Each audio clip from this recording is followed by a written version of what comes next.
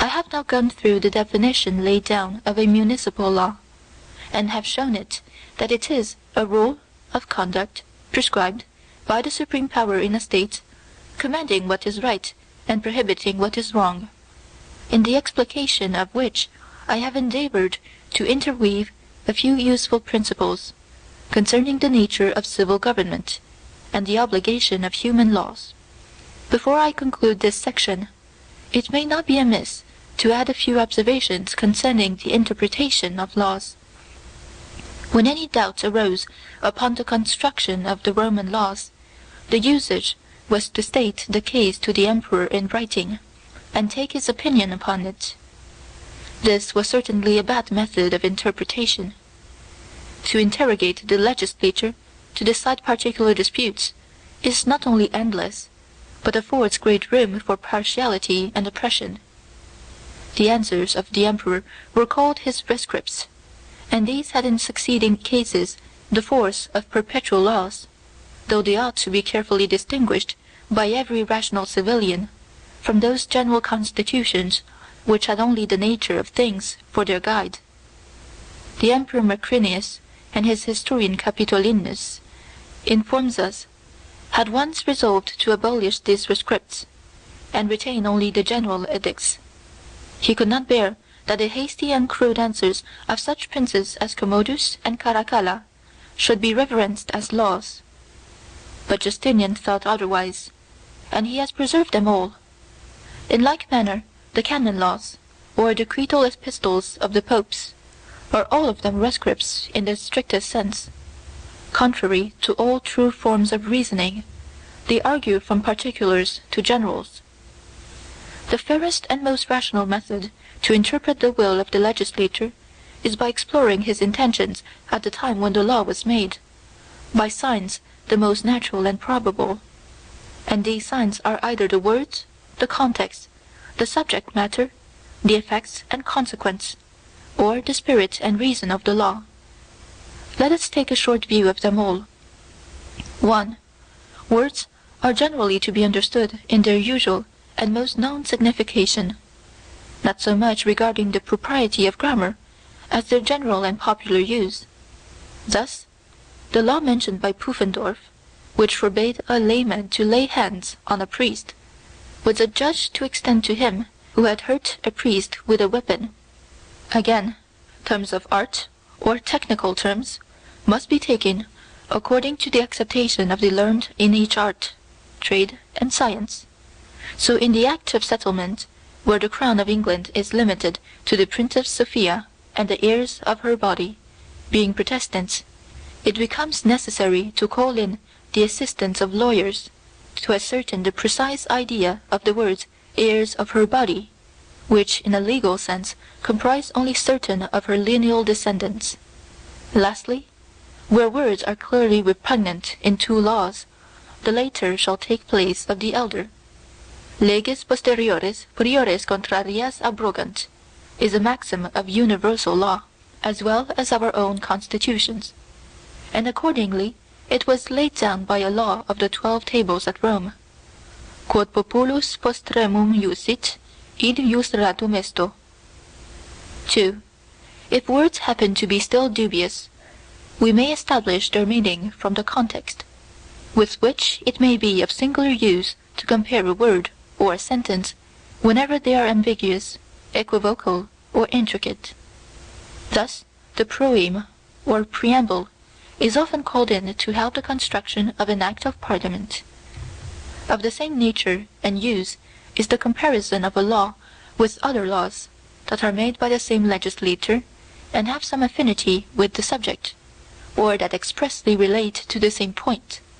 Thus, when the law of England declares murder to be felony without benefit of clergy, we must resort to the same law of England to learn what the benefit of clergy is, and, when the common law censures the monarchical contracts, it affords great light to the subject to consider what the canon law has adjudged to be simony. 3.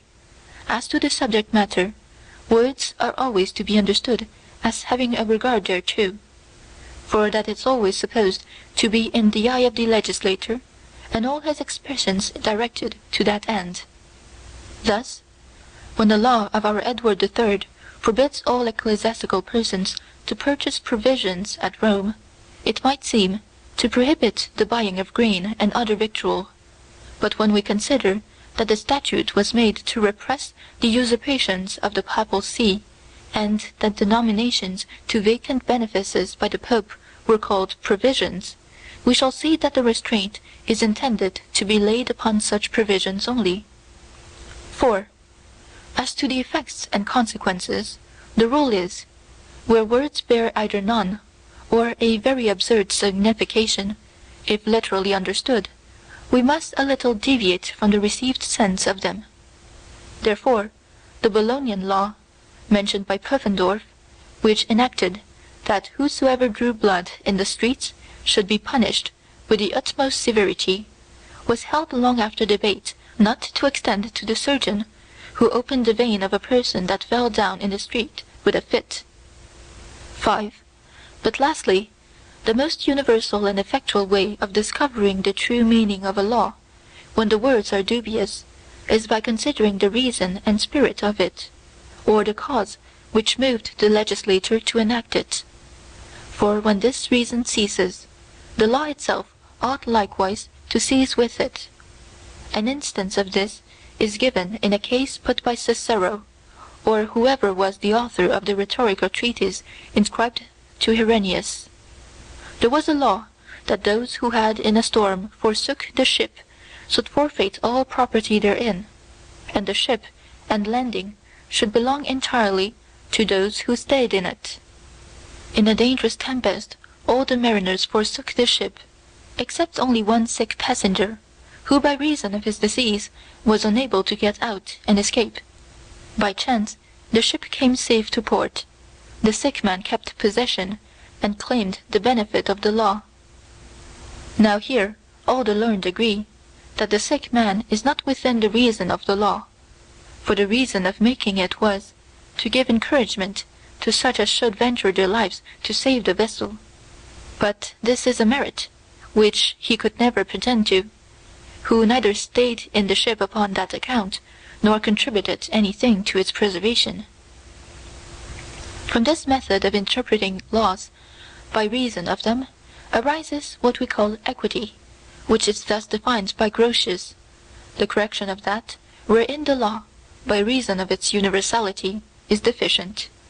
For since in laws all cases cannot be foreseen or expressed, it is necessary that when the general decrees of the law come to be applied to particular cases, there should be somewhere a power vested of accepting those circumstances which, had they been foreseen, the legislator himself would have accepted. And these are the cases which, as Grotius expresses it, lex non exacte definit, sed arbitrio boni viri permittit. Equity thus depending, essentially, upon the particular circumstances of each individual case, there can be no established rules and fixed precepts of equity laid down, without destroying its very essence, and reducing it to a positive law. And, on the other hand, the liberty of considering all cases in an equitable light must not be indulged too far, lest thereby we destroy all law, and leave the decision of every question entirely in the breast of the judge. And law, without equity, though hard and disagreeable, is much more desirable for the public good than equity without law, which would make every judge a legislator, and introduce most indefinite confusion, as there would then be almost as many different rules of action laid down in our courts as there are differences of capacity and sentiment in the human mind.